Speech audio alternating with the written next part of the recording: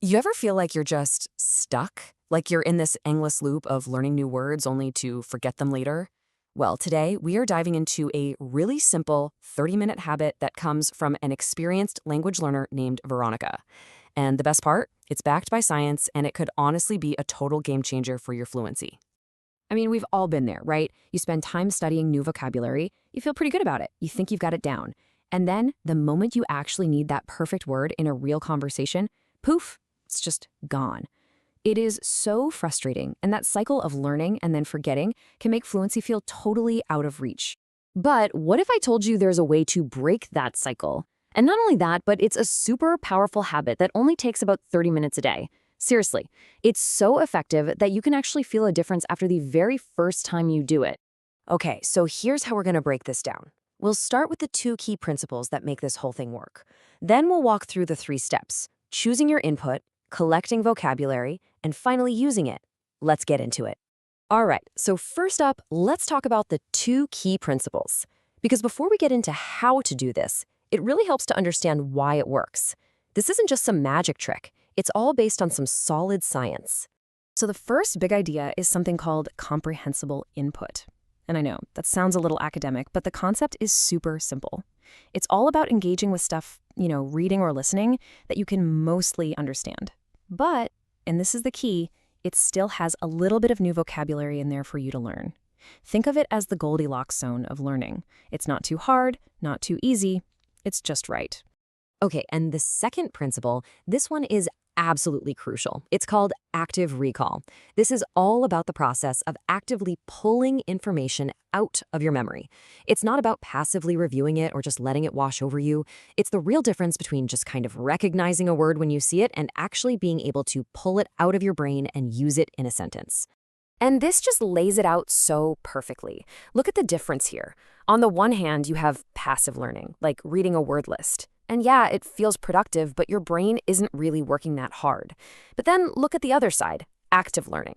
This is where the magic happens. It's creating a sentence, answering a question. It's when you force your brain to work. And that is the gap this habit is all about closing. The gap between knowing a word and actually being able to use it. Okay, so we've got the why down. Let's get into the how. Step 1, choosing your input. This is all about finding what you love and what you can actually understand. So here's a super simple checklist for you. First, is it interesting to you? I mean, seriously, if you're bored, you're just not going to stick with it. So find a YouTube video, a book, an article, something you actually enjoy. Second, is it comprehensible? Can you follow the main ideas without getting totally lost? And finally, is it just a little bit challenging? Are there a few new things in there for you to learn? That's the sweet spot. All right, so you found your perfect piece of content. Now it's time for step 2, collecting that vocabulary. This is where we go from just passively consuming something to actively grabbing the good stuff. And it's really just a 2-part process. First, as you're reading or listening, just write down the new expressions or words you come across. And we're not talking about a huge, overwhelming list here, just a few. Then, you take that little list and you ask an AI to help you out. And this is where you can go so much deeper than just a dictionary definition. And look at this prompt, it's perfect. You're not just asking, what does this mean? You're asking for example sentences, you're asking how a native speaker would actually use it. You're essentially turning a simple, kind of boring word list into a real conversation with a tutor. This makes the vocabulary so much richer and way more likely to stick. Okay, we're at the final step, and honestly, this is the most important one of all. It's time to actually use what you've learned.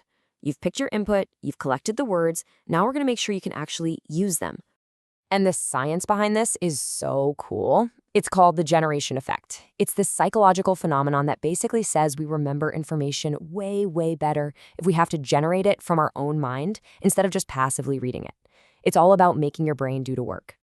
Yeah, creating the information yourself is what makes it stick. It's that simple.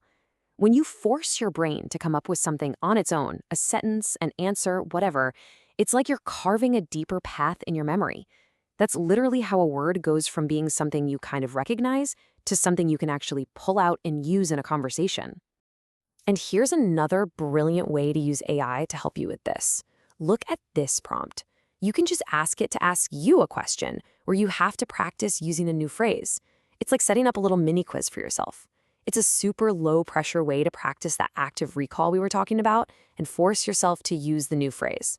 So that's it. That's the whole fluency loop. It's just 3 steps, and it's totally repeatable. Step 1, find input you love. Step 2, collect and understand the vocabulary. And step 3, actively use it. It's this powerful cycle that takes you from just being a passive listener to an active speaker. And that's really the whole point of this. You're working with your memory, not against it. Instead of trying to brute force vocabulary into your brain with endless flashcards, you're using a system that's designed to work with how our brains naturally learn. It's about learning smarter, not just harder. So that leaves just one question for you.